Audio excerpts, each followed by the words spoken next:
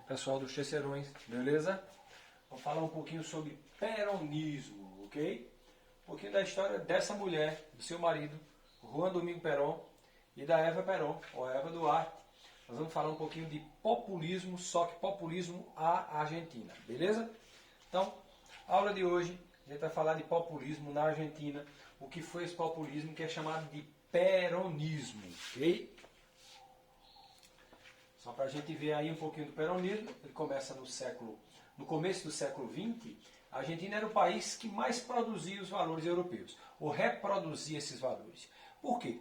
Porque a Argentina ela vai ter uma quantidade muito grande, nos próximos anos, nas próximas décadas, de pessoas vindas da Itália, vindas também da Alemanha, sobretudo antes da guerra, da Segunda Guerra Mundial e depois da guerra, tá?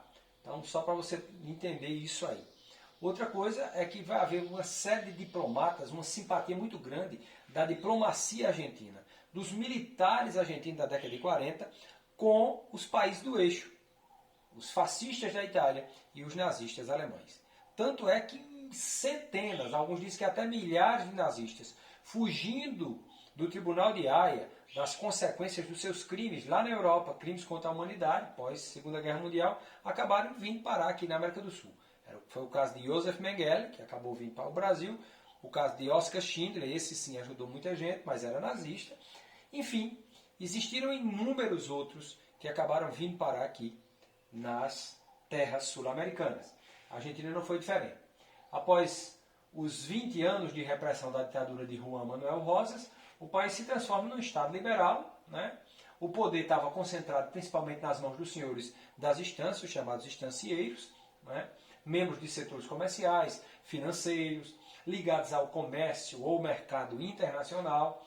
A maioria da população era mestiça, e essa mestiça formada por índios e também formada por brancos, que eram chamados de gaúchos. Você pode estar achando estranho essa questão aí do nome gaúcho, mas gaúcho quer dizer, há uma proximidade também da cultura argentina com a cultura gaúcha. Vocês sabem disso. São muito parecidas as culturas e são muito parecidas também a geografia dessas regiões. Os pampas, as famosas pradarias, essa coisa toda. Tá? Ora, a maioria da população mestiça era marginalizada, não participava da política. Havia um desejo de formar uma nação de brancos, infelizmente. O argentino ele tem essa característica até os dias de hoje. Há um preconceito muito grande, o racismo mesmo, até porque o número de negros é muito pequeno, né? Indígenas também, né? E até no futebol nós vemos muitos casos de racismo na Argentina até os dias de hoje. Mas bem, esse era o mapa ou o panorama político da época, né? A Argentina também foi uma nação que no decorrer da Primeira Guerra começa em 1914 até 1918, ela vai se destacar, ela vai produzir muito, né? Vai haver um auxílio do capital interno norte-americano, e de outros países. A América do Sul vai haver, com a eclosão da Primeira Guerra, vai ser o país mais industrializado da América do Sul, a Argentina. Bem, vamos para o nosso amigo Juan Domingo Perón, peronismo argentino comum. Quem é Juan Domingo Perón?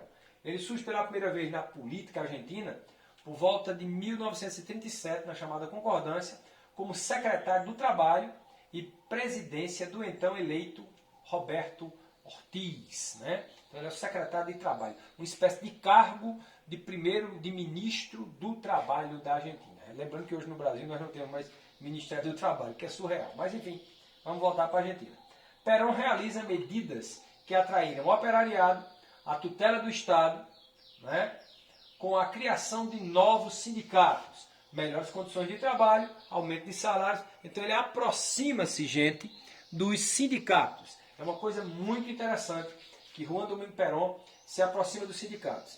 Então, é uma parte da elite argentina que começa a se aproximar também dos sindicatos, dos trabalhadores, cria nova legislação e acaba virando o paizão, assim como Getúlio, né? Lembre-se que Getúlio criou a nova CLT, todos os sindicatos. Você pode dizer, mas isso é um absurdo, criado por Getúlio. Bem, ele criou porque ele precisava desse apoio de massa para ficar ou permanecer no poder. Lembrando que é o populismo, um regime de governo onde o poder, o político, é visto como pai. O Estado passa a ser meio paternalista. O Estado passa a ser o grande pai que nutre todas as suas necessidades, ou a necessidade do povo. É a ideia do Estado grande. Do outro lado, nós temos o liberalismo exagerado, que diz que não pode haver Estado de forma nenhuma, que ter Estado é atraso, que nós estamos vivendo, também vivemos isso na década de 90, final dos anos 2000 isso começa a ser combatido, e hoje tem um pessoal que defende isso veementemente, também não é o caso. Né? Eu sempre costumo dizer que nós temos que ver os dois lados da coisa. Populismo? Não, mas o nacionalismo regado com ideias liberais pode. Agora, liberalismo total, sem nada, também não funciona. Haja vista que os setores, sobretudo financistas, visam apenas o lucro. E se não tiver leis para contê-los, vai haver uma concentração tão grande de renda que vai ocasionar o fim da própria sociedade com revoltas.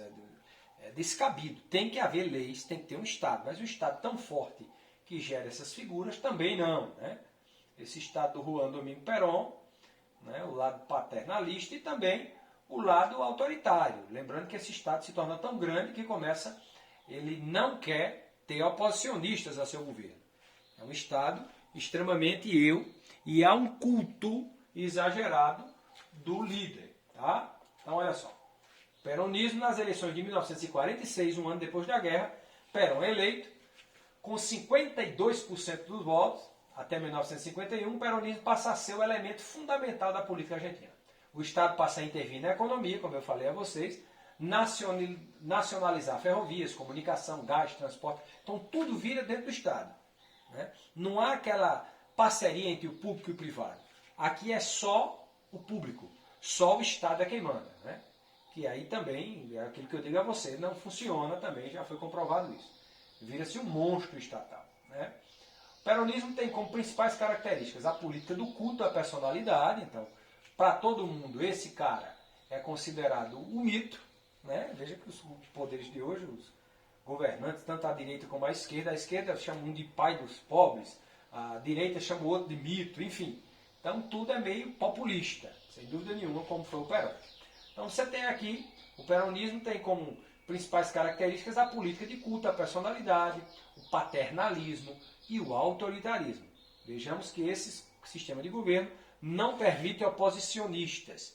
Então vai haver uma perseguição. Não é uma ditadura, mas tem um lado autoritário, sim. A partir de 1951, o cenário da economia argentina modifica-se, a prosperidade dá lugar a uma crise, com o aumento da concorrência internacional, capital americano, impossibilitando o crescimento interno. Então vai haver uma diminuição na industrialização da Argentina e inflação, gente, que é uma tônica de todos esses governos dessa época. O que é inflação? Aumento exagerado de preços, ok? Vai haver um aumento exagerado de preços de todas essas coisas.